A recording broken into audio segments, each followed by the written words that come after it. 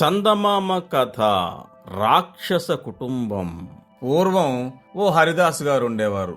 ఆయన ఒక మద్దెలు వాయించేవాణ్ణి, ఫిడేలు వాయించేవాణ్ణి జట్టుగా వెంట పెట్టుకుని ఊరూరా తిరుగుతూ హరికథలు చెప్పేవాడు. ఓసారి ఓ గ్రామం వెళ్లి అక్కడ ఊరి పెద్దలందరితోటి తాము వచ్చిన సంగతి చెప్పేటప్పటికి వాళ్ళంతా ఉత్సాహంగా ఆ దాసుగారి చేత వరుసగా 40 రాత్రుళ్ళు సంపూర్ణ రామాయణం చెప్పించేటందుకు ఏర్పాట్లు చేశారు.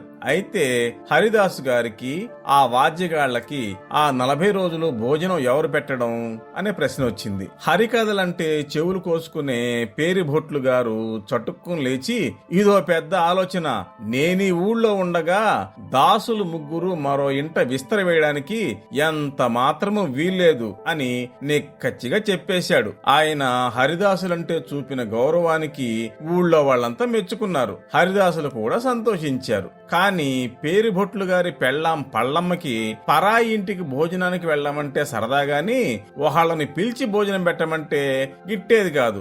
ముగ్గురు మనుషులకి 40 రోజులు 2 పూట్ల వండి వడ్డించాలి అనేటప్పటికీ ఆవిడ గుండె గుబేలు మంది. నేను చేయలేను అంటే మొగుడు ఒప్పుకోడని వాళ్ళంతట వాళ్లే లేచిపోయే ఉపాయం ఒకటి ఆలోచించింది. ఈవేళ ఏ వంట చేస్తావు అని భొట్లు అడిగినప్పుడు పళ్ళమ్మ మొట్టమొదటి రోజు గనక పిండి వంటలతో పెద్ద విందు చేద్దాం, ఎంచక్క గోధుమ పిండి, చక్కెర, నెయ్యి పట్టురండి అంది.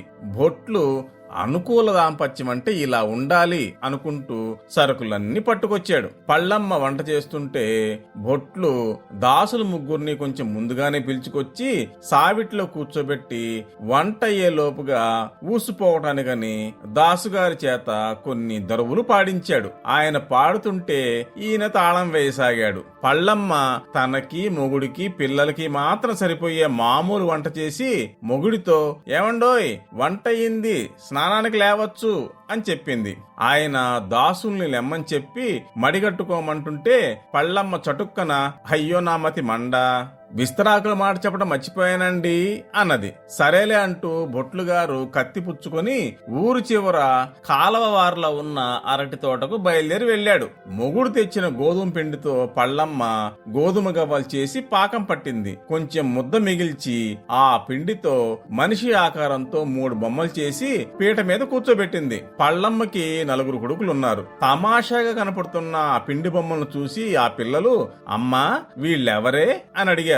అప్పుడు పళ్ళమ్మ సావిట్లో ఉన్న 3 దాసులకి వినపడేటట్లు పిల్లలతో, ఆ మొదట ఆయన హరిదాసు, రెండో ఆయన మద్దెల దాసు, మూడో ఆయన ఫిడేల్ దాసు అని బొమ్మలకి పేర్లు పెట్టి చూపింది. దాసులు ముగ్గురికి లోపలున్న బొమ్మల మాట ఏం తెలుసు? తమ మాటే ఆవిడ పిల్లలతో చెప్తుందనుకున్నారు. పిల్లలు మళ్ళీ పిండి బొమ్మలకేసి చూపి, అమ్మా వీళ్ళనేం చేస్తావే అని అడిగారు. సలసల కాగిన నూనెలో పడేసి ముగ్గురిని దోరగా వేయిస్తాను అని పళ్ళమ్మ చెప్పింది. ఆ మాట విన్న దాసులు ముగ్గురు తమని ఆవిడ నూనెలో వేయిస్తానంటుందేమిటని తెల్లబోయి ఇంకా ఏమంటుందోనని చెవులు అప్పగించి కూర్చున్నారు. వేయించిన తర్వాత ముగ్గురిని పాకం పట్టి మీకు పెడతాను అని మళ్ళీ దాసులకు వినపడేటట్లు పిల్లలతో చెప్పింది. పెద్ద పిల్లవాడు మొదటి బొమ్మను చూపిస్తూ, అమ్మా నేను ఆ హరిదాసును తింటానే అన్నాడు.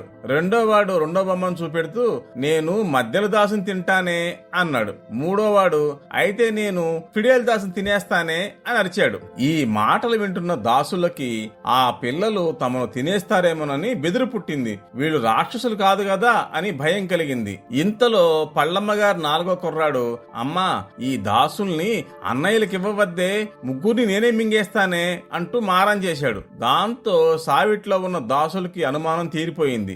అది బ్రహ్మరాక్షసి ఇల్లే అని, అక్కడుంటే తమని వాళ్ళు నిజంగా తినేస్తారని ఠారెత్తి దాసులు ముగ్గురు పరుగుచ్చుకున్నారు. పక్క ఊరు చేరుకునేదాకా వాళ్ళు వెనక్కి తిరిగి చూడలేదు. భొట్లు గారు విస్తరాకుల కట్టతో ఇంటికి వచ్చి, దాసులేరే అని భార్యను అడిగాడు.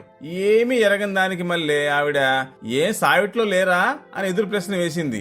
వాళ్ళు బయటికి వెళ్లి ఉంటారని, వస్తారని భొట్లు చాలాసేపు కనిపెట్టుకుని చూశాడు. వాళ్ళెప్పటికీ రాకపోవడం వల్ల ఆఖరికి తను భోజనానికి లేచాడు.